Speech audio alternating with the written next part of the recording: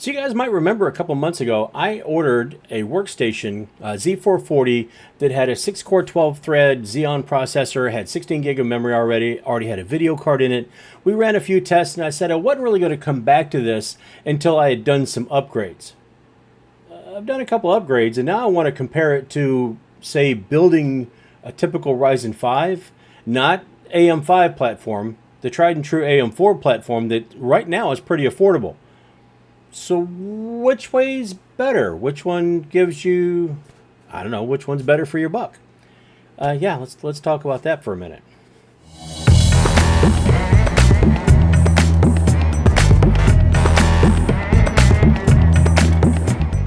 Okay, so in case you guys don't remember, I did order a couple months ago a Z440 that was a workstation. Came with a 12-core, 6-core, 12-thread. I believe it was a V5 1650 V3 processor, Xeon processor. It's on the LGA 2011, I believe it was. That came with 16 gig of DDR4 memory. It is ECC memory, the error correcting memory, and it came with a K4200 that was the Quadro video card. It was about 100 watt. It did take external power, but that case did have a 700 watt power supply. Plenty of room. It had fan coolers over the memory setup because it does have 4-channel memory instead of the regular 2-channel memory. Played around with that a little bit and I thought, okay, I said that I wasn't going to do any more videos until I actually did some upgrades and maybe had the final version. This might not be the final version, but it's a good version. And it is more than likely, I would say more than likely where we're going to kind of sit with this type of build. And I'll kind of tell you why. Because what we're going to do is we're going to compare this to a 3600X build. AM4 platform, tried and true, not the more expensive AM5 platform. You can still find DDR4 memory very cheap. You can find those processors pretty cheap and all that stuff. So we wanted to go ahead and do something that was going to be cost effective and a little bit older, similar to the Xeon being a little bit older. We can't really compare old to new like that. The Xeon processor, we'll go ahead and tackle that first. This build itself, we got the build for $102, $102.28. We spent $22.50 on additional memory because I thought, hey, I found it. 32 gig of memory pushes up to 48 gig of DDR4 memory, which is pretty cool, but there's not a whole lot of games that are going to take 48 gig, let's be honest. 16 gig should be fine for this. So again, the Ryzen's still in the running. I did decide to go ahead and bump up the processor, and we went ahead with an 8-core 16-thread, a 2667 V4. It does fit in that same socket. It clocks about the same, does have 2 additional cores. That did well, and it didn't. Because, let's face it, some of these games just aren't taking more cores than they need. And unless I was doing some streaming or something on the side, this might not make a big difference. We'll see in the testing if that holds true or not. Went ahead and put a 500 gig SSD in there. That's going to be the same in both builds. 500 gig, we can get it for under 20 bucks, about $19. So that's not a problem at all. It gives us a subtotal on the Z440, even with the parts that we're keeping that we've now added to or taken out. Well, if we leave the video card in there, it's 163 bucks. Around $163. That doesn't do us really well as far as gaming because we know that K4200 is not a strong gaming card. We've already kind of showed that on the channel too, and I'll leave a link up there for that. So we already know that that's not going to be a great video card, but I can sell that card on the used market and get probably 30 or 40 bucks for it. However, we're going to use the GTX 1660.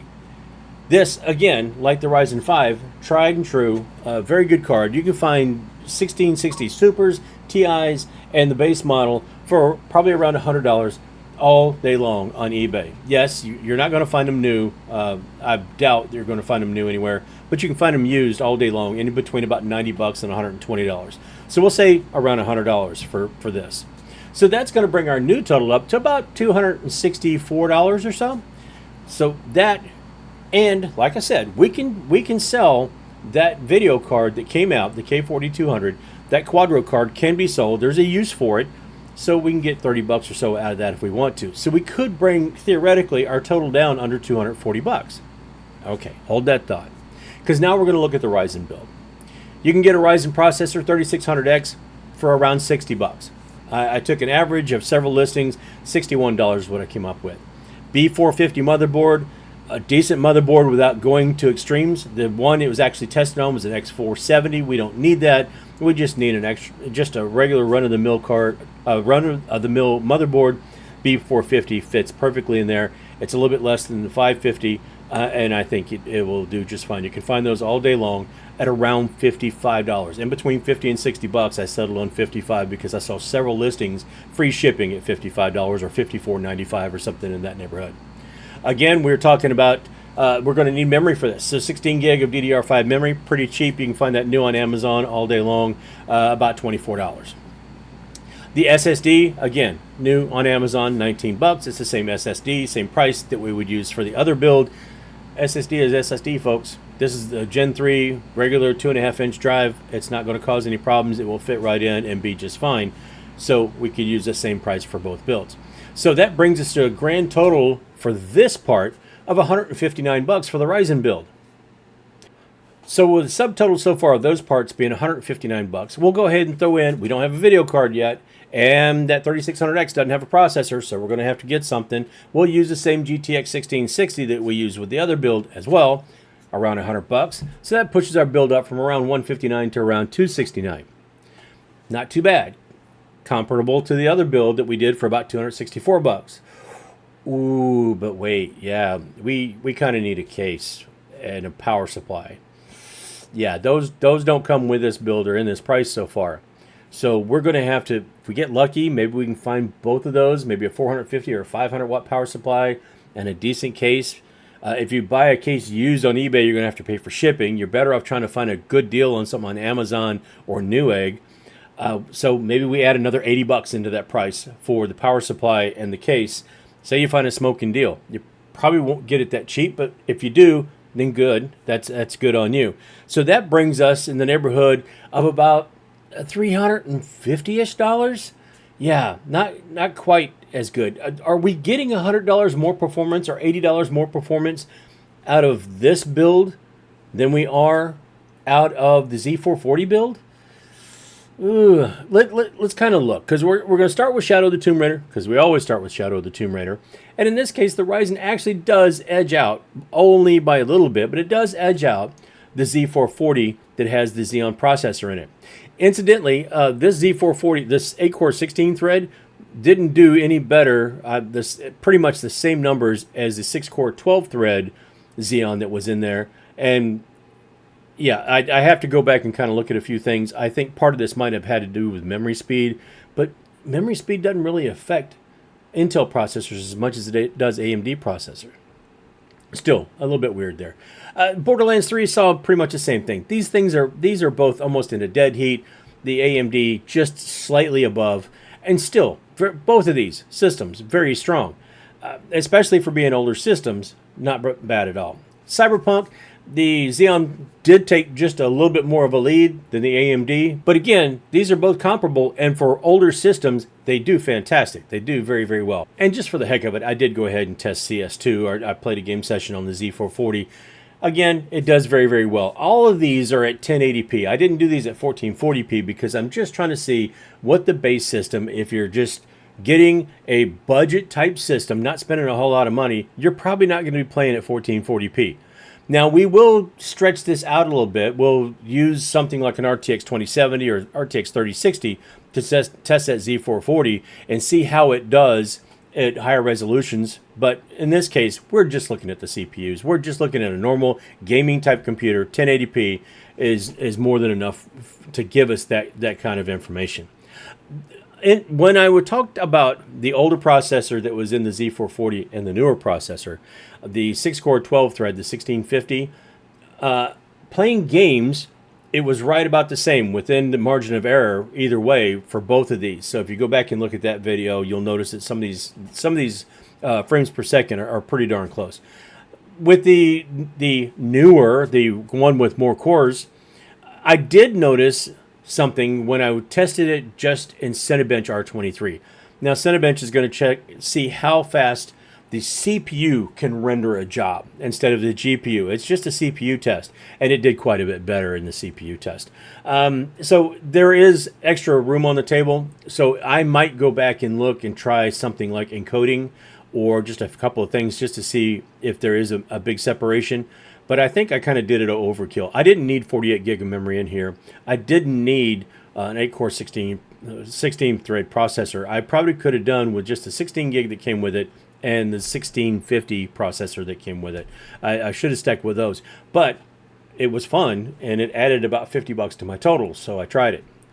In any case, if I had gone with that and just swapped a different video card in there, then we're talking even less. We're talking about shade over $200 for that build, and it's very, very worth it. As it stands with these two, very closely matched, and it just kind of depends on where you want to go with it. The one advantage that the AMD does have is that you can expand this. You can do more with this. You can upgrade the processor. You can put more memory in it. Obviously, you can put a bigger video or a larger video card, a more powerful video card in there, but you do have to be mindful of the power supply you put in to do that. But that AM4 platform is tried and true, and it's a very, very good platform, very strong. So I don't see any issues there. That Z440, it's a dead platform. I have pretty much as powerful of a chip as you can put in there. You can add more memory. It's not going to do a whole lot in gaming performance. We've seen. You can add a bigger video card. The advantage to that is it's got a 700-watt power supply, which is a monster for this type of build, and it will definitely take something like an RTX 2070 or RTX 3060. I shouldn't have any problem with either one of those. I just have to get a little adapter cable that goes from 6-pin to 8-pin, because there are two 6-pin plugs in there. So I've got plenty of power draw, or plenty of power that I can go ahead and allocate to a graphics card that I put in there. Both these builds are solid. Both these builds are not going to break the bank. Both these builds are parts that are readily available. These workstations are on eBay a dime a dozen. You can find them between $95 and $110 all day long, and they'll probably be that way until they run out. And these processors, this 2667 V4, this used to be a $2,000 processor. And I don't remember if this was on 20 nanometer or 14 nanometer. If I remember, I'll go ahead and put it up on the screen. But we know by this time the Ryzen's had already gone down to 14 nanometer and then finally to 7 nanometer later on. But this combination for either one is solid. Both of these have plenty of room in the case, because the 3600 I've got in that LIPA 502, I think it is. It's an older case.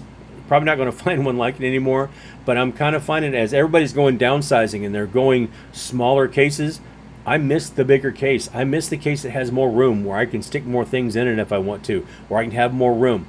The biggest disadvantage I did find with that Z440 though was airflow. There was a huge advantage for the Ryzen build because there was more air, it was more open that could be pushed through, and that workstation was a little bit more closed off. The fans were working their butts off. There's one in the front, one in the back, and of course a big set of fans over the memory and the CPU. But yeah, still, it did get a little bit warmer. We did find the graphics card pushed to about 80 or 81 degrees Celsius, and the CPU climbed up there in the mid 60s plenty of time, which surprised me. It stayed a little bit lower than I thought it might have gotten. I think I saw it peak at around 69 or 70. But yeah, I don't think you're going to have problems with that the Ryzen build, especially if you've got an AIO on it like I had in this case. So maybe a bit of an unfair advantage, but still, it is what it is. I did not include the all-in-one cooler in the price, but you probably do need a set of fans. You can get a set of 3 fans for under 20 bucks. So maybe you're adding a few more dollars, or use fans out of a different box if you've already got it. For that matter, use a different case if you already have it, or a different power supply if you already have it. The components I listed are the ones that you're definitely going to need, and you might be able to make some allowances if you're trading something out of a box.